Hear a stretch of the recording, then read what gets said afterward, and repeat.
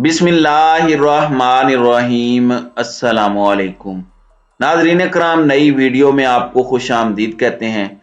कल जनरल बाजवा ने जावेद चौधरी से कॉलम लिखवाया और वही ड्रामेबाजियां हमेशा की तरह, कभी उससे कॉलम लिखवाओ कि जी बड़े अच्छे केक रस डबोकर खाते हैं और ये करते हैं वो करते हैं। इमरान खान की आपको इस वक्त गुफ्तगू सुनवाने जा रहे हैं औरिया मकबूल जान के साथ। ये उनके इंटरव्यू का थोड़ा सा एक हिस्सा है। बाजवा के दौर में ये चीज वो बोल नहीं सकते थे और ना मीडिया पर ये इंटरव्यू चल सकता था। पाकिस्तान की इकोनॉमिक सिचुएशन और बाकी तमाम चीजों के हवाले से साजिश में जो खेल रचा गया है, उसमें लतीफ खोसा ने हालिया दिनों एक बात की। उन्होंने कहा था कि आपका एटम बम खरीदने वाले हैं और आने वाले दिनों में ये एटम बम भी बिक जाएगा। इमरान खान ने जो आज बात की है, खौफनाक हद तक खतरनाक सूरत हाल बता दी है। ये इंटरव्यू और ऐसी गुफ्तगू बाजवा के दौर में मीडिया पर चल नहीं सकती थी, क्योंकि उस पर इतना उसका कंट्रोल था। एंड तक ये गुफ्तगू सुनने वाली है, ये जरा मुलाहिजा फरमाएं। खान साहब, 10 महीने पहले या 8 महीने पहले एक तब्दीली आई थी और एक साहब ने उसके अगले दिन इंटरव्यू देते हुए कहा था, देखो डॉलर का रेट जो है वो कितना अच्छा हो गया और स्टॉक मार्केट भी बहुत अच्छी हो गई। लेकिन मैं उस वक्त जो साहिब नज़र लोग थे, जो जानते थे, वो समझते थे कि यहाँ ये तब्दीली सिर्फ इसलिए ले आई गई है कि ये कंटेनमेंट ऑफ चाइना का एक प्रोग्राम है कि पाकिस्तान डिस्टर्ब रहे और पाकिस्तान जो है वो डिफ़ॉल्ट की तरफ जाए। अब तो हालात बहुत ख़राब है। और ये जी मैंने इसके ऊपर बड़ा, क्योंकि मेरे तो सामने सब कुछ ये साजिश खुली है ना, मैंने तो इसको स्लो मोशन में देखा है साजिश को, और मैंने फिर बाद में भी असेस किया कि इसके पीछे क्या मकासद हो सकते थे। पहली चीज़ तो ये क्लियर हो जाए कि ये सिर्फ जो हम समझते थे कि सिर्फ ये अमेरिका से आई है साजिश, इसमें कोई शक नहीं कि वहाँ उनकी वाइस वर्सा भी हो सकती, उनकी ख्वाहिश थी कि इमरान खान को हटाया जाए, क्योंकि वो उनको आदत पड़ी हुई है ऐसे यहाँ हुक्मरान जो कि यानी उनकी जो वो हुक्म करते हैं या सलूट मार के उसको एक्सेप्ट किया जाता है, तो उनको आदत पड़ी हुई थी वॉर ऑन टेरर की। फिर उसके बीच में रेमंड डेविस को पकड़ा दिया, जो दिहाड़े लोगों को गोली मार के वो उसको दे दिया वापस, यानी डरते थे कोई भी स्टैंड लेते हुए कि एमल कांसी हो गया, वो रमजी यूसुफ हो गया, उनको गैर कानूनी तौर पे उनको खुश करने के लिए अपने कानून तोड़ के पकड़ा दिया। फिर सारी वॉर ऑन टेरर के अंदर पाकिस्तान के सारे कानून की वायलेशंस हुई, आपने ग्वांटानामो में पहुंचा दिया, जो भी किया। उनको आदत पड़ी हुई थी कि पाकिस्तान में कोई उनके जो भी उनके हुक्म के खिलाफ या उनके इंटरेस्ट के खिलाफ अपने मुल्क के इंटरेस्ट के लिए बात करता था, तो उसको उनके लिए पहले ये ऐसी टाइम था और उनको ये पसंद नहीं था। लेकिन उधर से ये नहीं बात शुरू इधर से हुई है, और अब हमें पता चल गया कि हुसैन हक्कानी को हायर किया गया।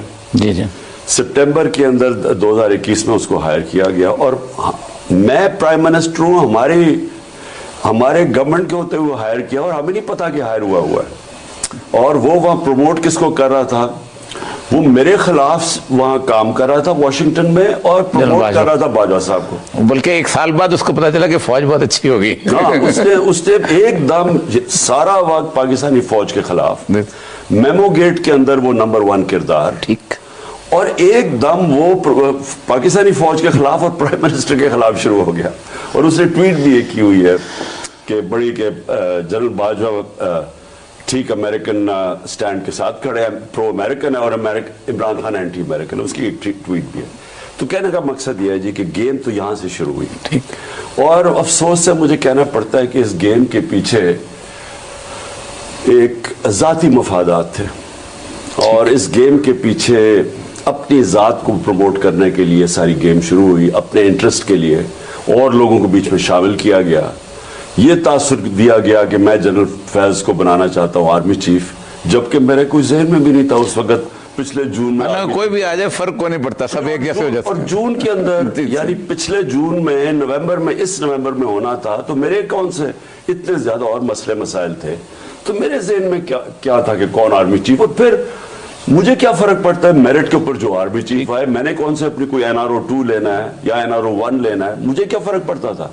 تو اس لیے وہ ادھر یہ بھی سازش یہیں سے ہوئی کہ جی عمران خان وہ جنرل فیض کو چاہتا ہے تاکہ باقی خلاف ہو جائے عمران خان کے، اور وہاں سے وہ سارا وہ مل کے تو پھر فیصلہ ہو گیا کہ جی یہ شہباز شریف کو لے کے آنا ہے. تو یہ پوری یہ سازش اب تو آہستہ آہستہ ساری انفولڈ ہو رہی ہے. سچ اللہ الحق ہے جی، سچ کا. لیکن اس 10 مہینے کے اندر جو نقصان ہوا ہے اور جو صورتحال ہوئی ہے، نہ صرف معاشی بلکہ ہماری پولیٹیکل ویلیوز کا بھی عجیب و غریب نقصان ہوا. مثلا میں بیوروکریٹ ہوں، مجھے پتا ہے کہ گورنر کا حکم جو ہے نا وہ ایک ایس ایچ او بھی نہیں مانتا، پٹواری بھی اس کا فون نہیں سنتا.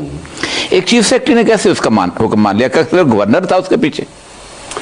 دیکھیے جی، پہلے تو یہ دیکھ لیں کہ جو نقصان ہوا ہے پاکستان، ٹھیک، سب سے پہلے تو معیشت تباہ ہو گئی. اور یہ مجھے پھر افسوس سے کہنا پڑتا ہے کہ میں نے یہ جو ایک آدمی نے جس نے سارے فیصلے کیے ہیں، جو ذمہ دار ہے سب کا، میں نے اس کو کہا، میں نے کہا یہ اگر سازش ہو گئی کامیاب تو یہ معیشت کوئی نہیں سنبھال سکے گا. اور میں اگر آپ کو میری نہیں سمجھ آ رہی تو میں یہ جو معیشت کا ایکسپرٹ ہے شوکت ترین، اس سے تو کم از کم پوچھ لیں کہ کیا اثرات ہوں گے اگر اس سٹیج کے اوپر آپ نے رجیم چینج کیا. اور اس نے بھی سمجھایا اور ہم دونوں سے دلاسا دیا کہ فکر ہی نہ کریں، ہم تو کنٹینیوٹی چاہتے ہیں. پیچھے سے وہ چوری چل رہی تھی. تو ان سے معیشت سنبھلنی نہیں، کیونکہ پہلے تو مجھے یہ کوئی سنہری دور بتا دیں نون لیگ کا جب انہوں نے کوئی بہت بڑے کام کیے ہوں. 99 میں گئے پاکستان بینکرپٹ، 2018 میں یہ گئے پاکستان بینکرپٹ. تو ان سے جو اسحاق ڈار 2 دفعہ بینکرپٹ کر کے ملک گیا ہے اس نے آگے سنبھالنا تھا. تو یہ جو ہوا ہے وہ ہونا تھا. لیکن جو افسوسناک بات یہ ہے کہ انہوں نے پاکستان کو ادھر لے گئے ہیں جدھر اب وہ فٹ ان ہوتا ہے. وہ جو پرکنز کی کتاب ہے Confessions of an Economic hit Man, economic hit man کیا کرتا ہے کہ وہ اس کی ساری کتاب کا مفہوم یہ ہے کہ وہ آ کے پہلے ایک معاشرے کو ان کی معیشت کو قرضے دے کے تباہ کرتا ہے، اسٹرکچرل لونز، اور پہلے تباہ کرتا ہے اور اس کے بعد جب وہ گھٹنوں پہ آ جاتے ہیں ایک ملک تو پھر ان کے ایسٹس سٹرپ کرتا ہے، ان کے پرائیویٹائز کروا کے ان کے ایسٹس لے جاتا ہے. یہ اس کا اثر تھا. تو اب کیا پاکستان میں ہو رہا ہے؟ اب ہم ادھر پہنچ گئے ہیں. اب IMF نے پہلے تو ایک جو کنڈیشنز لگائی ہیں، آج بیرونی ملک ویسے ساری فائنینشیل مارکیٹ سب بند ہو گئی ہیں کیونکہ جو ہمارا ایک رسک تھا ڈیفالٹ کا 100 پہ چلا گیا. 8 مہینے پہلے وہ تھا 5%، ہم جب تھے یہ 100 پہ چلا گیا. اب اس کا مطلب کسی نے پیسے باہر سے نہیں دینے، تو نہ سرمایہ کاری آنی ہے، نہ پیسے، نہ کمرشل لونز. اب کیا کریں گے؟ یہ بالکل اب محرون محنت ہو گئے ہیں IMF کے اور وہ پاورز کے جن سے ان کو پیسہ مل سکتا ہے. اب وہ کیا پاکستان سے مانگی؟ میں وہی آ گیا، اکنامک ہٹ مین ایک ہی چیز رہ گئی ہے پاکستان کے پاس. اور خدا نہ خواستہ اگر آپ اس کے اوپر ڈیل کر لیتے ہیں، اور یہ کر سکتے ہیں کیونکہ ان کا سٹیک ہی پاکستان میں نہیں ہے، یہ تو باہر رہتے ہیں پاکستان، پیسہ ان کے باہر پڑا ہے. ڈالر اگر مضبوط ہوتا ہے روپیہ گرتا ہے. اب روپیہ گرتا گیا جب سے، سوچ لیں کہ اوپن مارکیٹ میں 260 روپے کا ڈالر ہے. ہم جب انہوں نے نو کانفرنس کیا تو 178 روپے کا ڈالر تھا. ٹھیک. اب یہ جو ایک کتنا بڑا تیزی سے گرا ہے نیچے، کوئی اس کے ایکسپلین تو کریں کہ کیا ہوا ہے. پہلے تو میں یہ سمجھنا چاہتا ہوں وہ کون سی قیامت آ گئی تھی کہ ایک دم ملک ایسے گیا نیچے. تو میں اس لیے کہتا ہوں کہ یہ تو اکنامک ہٹ مین لگ رہا ہے. اصل وہی تھا نا، پولیٹیکل انسٹیبلٹی لے اور تباہ و برباد. اور پھر یہی جو لوگ اب ڈیمانڈ کریں گے پاکستان سے، تو میں کہہ رہا ہوں کہ ان کو تو فرق نہیں پڑتا کیونکہ ان کی تو دولت باہر پڑی ہے. فرق پڑتا ہے پاکستانیوں کو کہ اگر خدا نہ خواستہ اس کے اوپر ہم کمپرومائز کر گئے تو مجھے تو خوف ہے پھر پاکستان کے فیوچر کے اوپر. وہ سارا سسٹم کو جب سبارڈینیٹ کرتے ہیں تو لا ختم ہو جاتا ہے. اب ہمارا تو ٹریجڈی یہ ہے کہ یہ جو 2 چور آئے، چور خاندان، انہوں نے آتے ساتھ انہوں نے بھی وہ ختم کر دیا. انہوں نے اداروں کو ٹھیک نہیں ہونے دیا. کیونکہ اب سوچ لینا، شہباز شریف آیا، سب سے پہلے اس نے FIA کے اوپر حملہ کیا. FIA کے اندر اس کے کیس تھے 16 ارب روپے کا کیس، اور وہ اوپن اینڈ شٹ. رضوان ہمارا دوست، میرا دوست تھا، اس نے مجھے 2 دن پہلے کہا کہ مجھے کہا جا رہا ہے کہ مجھے پتا ہے کہ تمہارے بچے کن اسکولوں میں پڑھتے ہیں، اور اس کے بعد 2 دن میں اس کا ہارٹ اٹیک ہو گیا. اس کو وہ شدید پریشر میں لے آیا. آتے ساتھ ہی پہلے ادارہ انہوں نے جس نے زبردست کام کیا ان کی جو منی لانڈرنگ اور یہ جو ان کی چوری ان کو پکڑ کے, اس ادارے کو انہوں نے اٹیک کیا. رضوان آتے ساتھ ہی اس کا ہارٹ اٹیک ہوا. 2 مہینے کے اندر سب کچھ ہوا.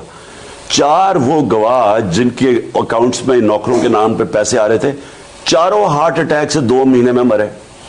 سگنل گیا ایف آئی اے کو, انہوں نے اپنا آدمی بٹھایا, سارے کیسز ختم کیے. ایف آئی اے ختم. ایف آئی اے ختم کیسے کہ پبلک کی نظر میں اب ایف آئی اے کی کوئی حیثیت نہیں ہے, وہ صرف شریف خاندان کا ٹول ہے وکٹمائز کرنے کا کہ جناب کیسے پی ٹی آئی کو ختم کرو. اس نے جو ایس ایچ او کو اختیار دیا تھا نا, وہ تھا کہ اگر میں یہ پین ثابت نہیں کر سکتا ہوں کہ میں نے کہاں سے خریدا تو مجھے چوری میں پکڑ سکتا تھا, لیکن انہوں نے الٹ دیا. ایک بہت سینسٹیو سا ایشو جو پاکستان کی اخلاقیات کے ساتھ تعلق رکھتا ہے, میں خاص طور پہ جذباتی ہوں اس معاملے میں. رسول اکرم صلی اللہ علیہ وسلم کے بارے میں انس بن مالک نے کہا ہے کہ صرف ایک دفعہ آپ چھری لے کے ایک آدمی کے اوپر چڑھ دوڑے تھے جو آپ کے دروازے میں پیپ کر رہا تھا, اور ممکن تھا کہ آپ اس کی آنکھ نکال دیتے. انسانی زندگی کے اندر آپ نے فرمایا اس کعبے سے زیادہ ایک انسان کی ذاتی زندگی مقدس اور اہم ہے. یہ جو کلچر اس ملک کے اندر پیدا کیا جا رہا ہے, یعنی ایوین ایوارڈز پورنوگرافی کے ہوتے ہیں, اس میں بھی سپائی کیم اور ہڈن کیم موویز نہیں آتی, اور اس ملک کے اندر ہر اینکر پرسن اس کو ڈسکس کرتا ہے. ذاتی زندگی تو اللہ کہتا ہے کہ ہر بندے کی جس طرح کی بھی ہو, جیسی بھی ہو, اس کی اللہ کے ساتھ تعلق اس کو بھی چھوڑ دے. لیکن اس کمپنی کا مینیجر کون ہے جو لے کے آ رہا ہے؟ دیکھیے اور یہ جی, میں اس کے اوپر میں نے تو برطانیہ میں ایک آرٹیکل لکھا تھا. میں جب برطانیہ گیا نا شروع میں 1971 کی بات ہے, تو ایک وہاں بہت بڑی ایک چینج آیا, ایک انقلاب آیا. اس کو کہتے تھے sex, drugs and rock and roll culture. وہ ہوا کیا کہ اس سے پہلے وہاں بھی بڑے نارمز تھے. آپ حیران ہوں گے جو چیزیں یہاں آج ٹی وی میں دکھائی جا رہی ہیں برطانیہ میں نہیں دکھا سکتے تھے. اور وہ بڑی ایک کنزرویٹو سوسائٹی تھی. یہ کیا ہوا کہ ایک دم ایک ریبیلین ہوئی جس کو کہتے ہیں sex, drugs and rock and roll, اور انہوں نے اپنی جو گناہ ہیں نا وہ پبلک میں لانے شروع کر دیے کہ نہیں جی یہ منافقت ہے کہ ہم جو پرائیویٹ لائف میں کرتے ہیں وہ پبلک میں نہ بتایا جائے.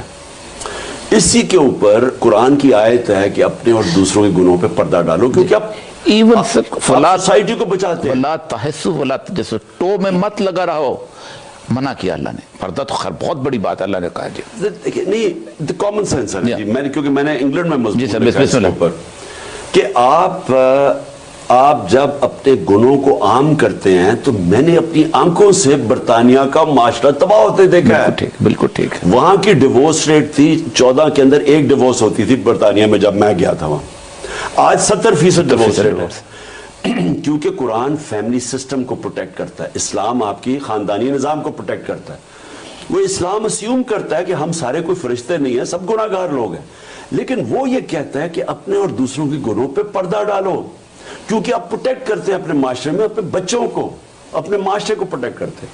اب برطانیہ کے اندر جب انہوں نے یہ عام کر دیا اور کہانیاں آنی شروع ہو گئی کہ فلانے کی پرائیویٹ لائف ایسی ہے, فلانے کی یہ ساری اخبار ایسے آنے شروع ہو گئے, نیوز آف دا ورلڈ جو بند ہو گئے. ہوا کیا اس کا, جیسے جیسے فحاشی بڑھتی گئی ان کے معاشرے کے اندر خاندان ٹوٹتے گئے, خاندانی نظام ٹوٹتا گیا. اور آج آپ وہاں حالات دیکھیں, سارے ویسٹرن معاشرے میں دیکھیں کہ شادی چلتی نہیں ہے. اور ہالی ووڈ کے اندر شادی کا جو لائف سپین ہے وہ 2.5 سال ہے. ایوریج شادی 2.5 سال چلتی ہے, کیونکہ آپ اگر فحاشی بڑھاتے رہیں, آپ گند کو سامنے لاتے رہیں, آپ کے معاشرہ ٹوٹ جائے گا. لیکن ہمارے معاشرے کا اور بڑا گند ہے کہ ہم اس کو پولیٹیکل گینز کے لیے فحاشی کراتے. اس سے زیادہ بری کیا چیز ہو سکتی ہے؟ یہ تو جی اب بات کیا, پرانے زمانے میں تو چلے پھر بھی ٹیپس ٹھیک ہی ہوتی تھی, کسی کی ایکچول ٹیپ. اب آپ آدھے گھنٹے بیٹھے, ایسا سافٹ ویئر ڈیولپ ہو گیا اور آرٹیفیشل انٹیلیجنس کے ذریعے آپ یقین کریں کہ فرینزک بھی نہیں بتا سکتا کہ آپ نے ریل کیا یا آپ نے بنایا. تو اب تو ایک انڈسٹری بن گئی ہے. اتنا سروں کو بلیک میل کرنے کے لیے یہ ٹیپس ہیں, یہ آڈیو ٹیپس ہیں. اس کا مقصد کیا ہے؟ اس کا مقصد یہ نہیں ہے کہ آپ کوئی معاشرے کے اندر کسی کی اصلیت سامنے لے کے آ رہے. اس کا مقصد یہ بلیک میل کرنا، گند اچھالنا، اور کوئی فکر نہ کرنا کہ اس کا اثر آج، اور یہ صاحب بچوں کے پاس موبائل فون ہے، 8 سال کے بچے موبائل فون لے کے پھرتے ہیں، اب ان کے موبائل فون کے اوپر آپ یہ گند لے کے آ رہے ہیں، آپ سوچیں اس کا معاشرے میں